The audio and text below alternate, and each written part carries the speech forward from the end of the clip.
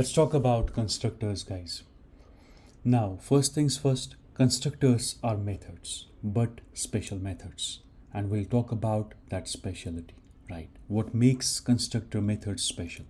But as I said, they're first and foremost methods. Normal methods in Java, like you declare methods, but they come with a specialty, right? So I'm going to create a new class for you here.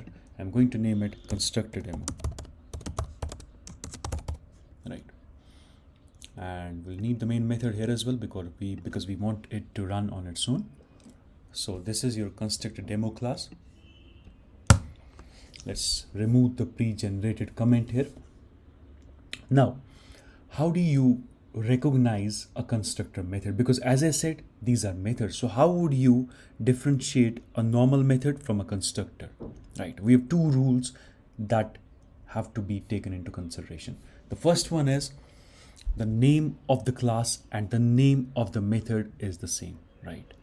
So for a method to be considered a constructor in Java, the name of the method and the name of the class should be the same, right?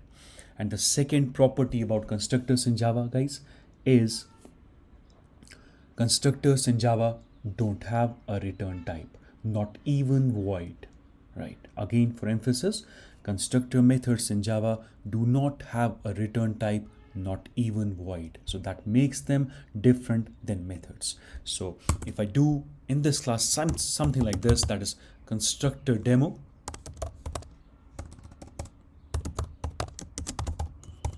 right? So you know this is a constructor. Now why? The first thing is it does not have a return type, not even void. And in a method, in a normal ordinary method, if you do not want to return anything from that method, you define the return type as void. That means this method does not return anything. But in a constructor method, right, it can never return back anything, and you do not even put the return type to void, right? And then the name of the method is the same as the name of the class. That is what we call a constructor, guys. Right, now the specialty lies in the fact that, and you can note down this point, that is constructors in Java are automatically implicitly called at the time an object of the class is created.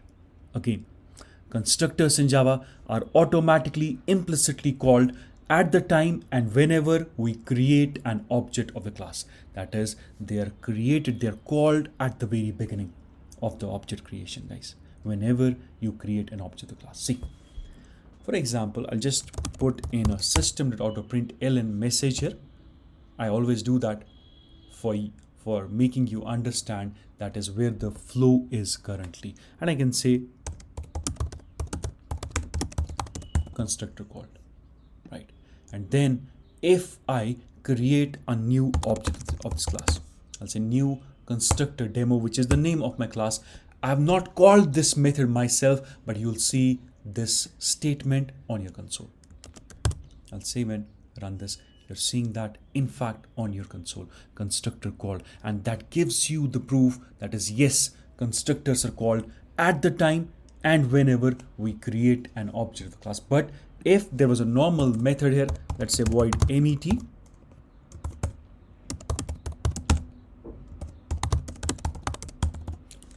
if you do not call this will never be called because it's a normal ordinary method. And for a normal method to be called, executed in Java, we need to place a call to that method. But not the case for constructors. These methods, right, have a specialty. As I'm telling you, that is, they are called implicitly at the time when we create an object of the class, right? And no matter how many objects you create, constructors would be called appropriately at those times. This time you should see 2 times constructor called, and you do, right? So that is how we define a new constructor in Java, right? In the next video, I'm going to discuss about a practical scenario where you would want to use a constructor. You would want to leverage the specialty of constructor methods. I'll see you in the next video.